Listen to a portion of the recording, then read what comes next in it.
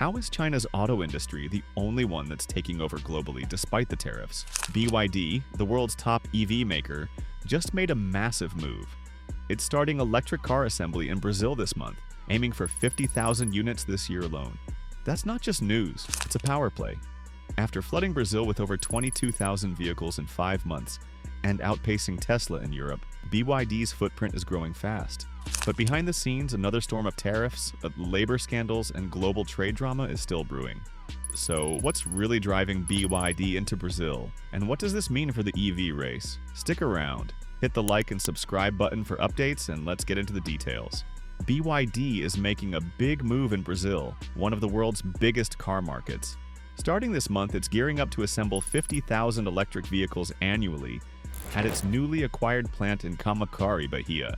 The factory, once owned by Ford, marks BYD's largest foreign investment yet and is central to its Latin America strategy. But this isn't a full-fledged production just yet. These vehicles will be assembled from imported, completely knockdown CKD kits until mid-2026.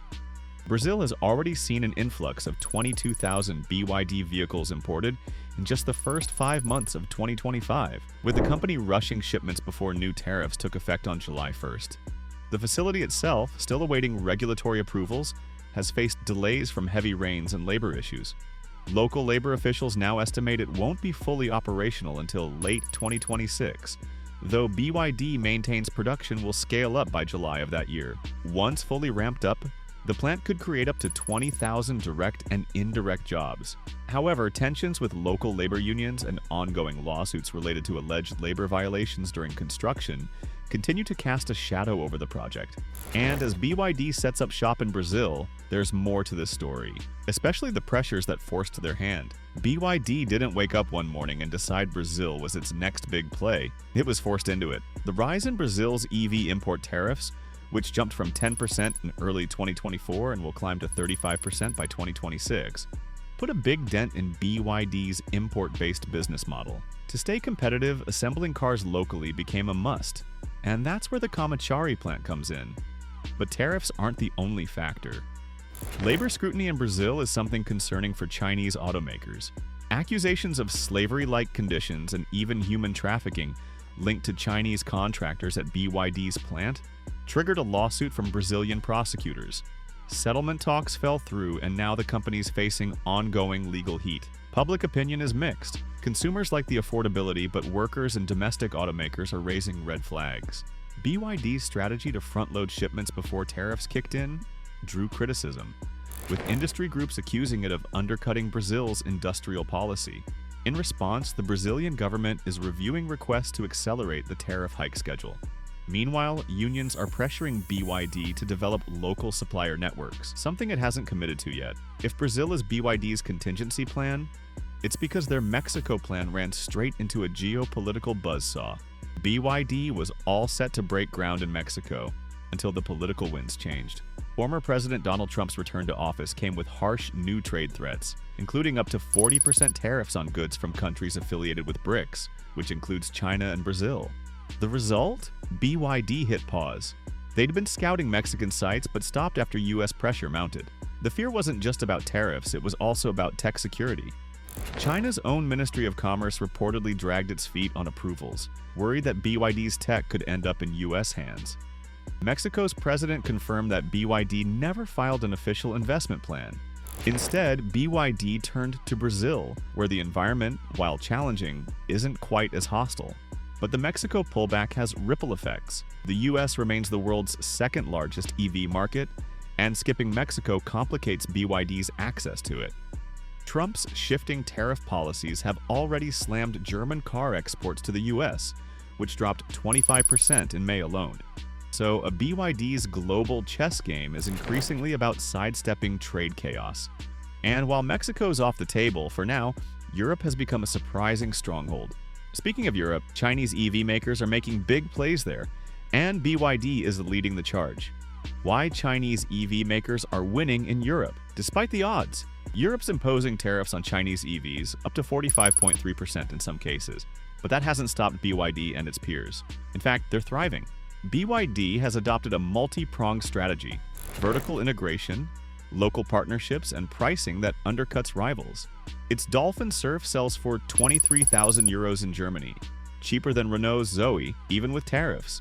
While Germany slaps a 27% tariff on BYD, the UK offers zero. Chinese automakers like NIO and XPeng have exploited that gap, flooding the British market with competitively priced EVs. NIO's L60 undercuts Tesla's Model Y by 30% in the UK, and XPeng is co-engineering cars with Volkswagen to bypass EU tariffs altogether. Meanwhile, Europe's appetite for plug-in hybrids and EVs is surging. Registrations are up 28% and 31% year-over-year. BYD's diverse lineup fits perfectly.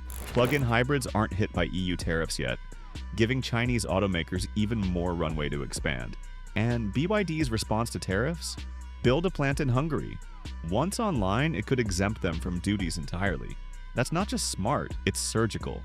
BYD isn't just surviving in Europe, it's winning. And now it's even outpacing the former king of the EV hill. April 2025 marked a seismic shift. BYD sold more pure electric vehicles in Europe than Tesla for the first time ever.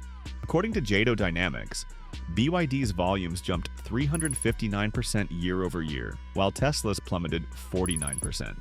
BYD outsold legacy brands like Fiat and Seat in markets like France.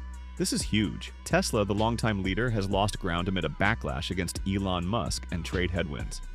Meanwhile, BYD's strategic push, strong plug-in hybrid EV offerings, lower pricing, and product variety is paying off. Analysts call this a watershed moment.